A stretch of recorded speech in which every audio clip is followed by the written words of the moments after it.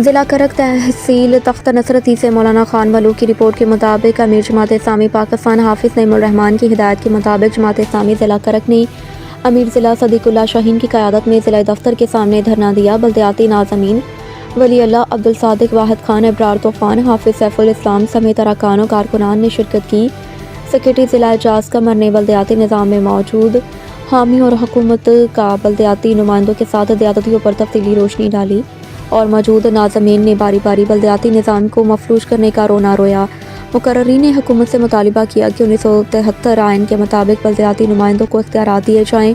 صوبائی حکومت خیبر پختونخوا کے دعوے جھوٹے ثابت ہوئے۔ پی ٹی آئی قیادت کی اقتدار کو نچلی سطح پر منتقل کر کے دعوے صرف دعوے کی حد تک رہ گئے۔ امیر ضلع صدیق اللہ شاہین نے دھرنے کی شرکاء سے خطاب کرتے ہوئے صوبائی حکومت سے مطالبہ کیا کہ بلدیاتی اداروں کو مکمل اختیارات دیے جائیں، مکمل انتظامی خود مختاری، مالی ترقیاتی اختیارات کی فوری منتقلی، عوامی مسائل کا مقامی سطح پر بروقت حل۔ جماعت اسلامی پاکستان پورے ملک میں 1973 آئین کے مطابق فری اینڈ فیئر الیکشن اور بلدیاتی اداروں کو اختیارات کی منتقلی کے لیے ملک کی تحریک چلائی گئی۔ دھرنے میں شرکت کرنے پر بلدیاتی ناظمین کا شکریہ ادا، حقوق کی حصولی کے لیے مشترکہ جدوجہد کرنے کا اعلان۔ پاکستان کے خپل ملک کے بلدیاتی سسٹم میں نظیر وشو کہ ایوب خان دور کیو نو هغې الیکټورل کالج کم و بیش 80,000 کسانو جوړ کړی چې هغه صرف اور صرف خپل اقتدار ته د استحکام د کړو عوامي مفادات هغې پسې پشت کړو. اولین ترجیح چې کوم هغه د اقتدار استحکام و. بیا هغې نه بعد موږ بیا اوسو یو فوجي امیر چې کوم ضیاءالحق صاحب په دور کې دا سسټم ډیولپ شو نو هغې نتیجه هم بالکل دغه شی وه چې اقتدار دوام او د عوامو مسایل جو کتو. مشرف په دور کې بیا یو ځلې دا ایکسرسایز وشم په هغه کې څه لږ ډېر اختیار دې سسټم ته میلاو شم.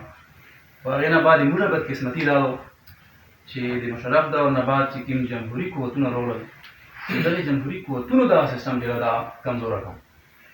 لکه دا خبره ټولو ته مخکې ده موږ د جماعت اسلامي چې کوم بلدیاتي وزیر و عنایت الله خان صاحب په خپل دور وزارت کې یو بلدیاتي سټرکچر جوړ کړه چې موږ به بلدیاتي انتظام بلدیاتي انتخابات په دې انتظام باندې کوو.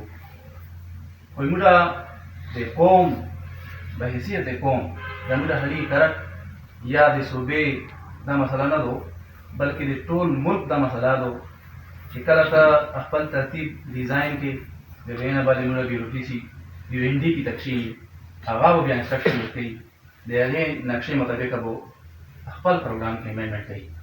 نو موږ به حیثیت ملک به حیثیت قوم د یو این ډي کې نظرونه نشو زیستی او هغې نتیجې کښې موږ دا سسټم چې کوم دا داسې ده لکه د نن چې دا حال ده. اوس بنیادي خبره دا ده چې جماعت اسلامي چې د بدل دو نظام خبره کوي دا خبره ده چې یاره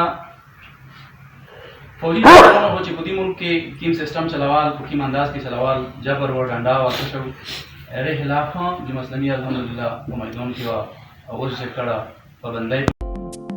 سعید انٹرنیشنل ہسپتال، معیاری علاج، جدید سہولیات اور بہترین نگہداشت سب ایک ہی جگہ.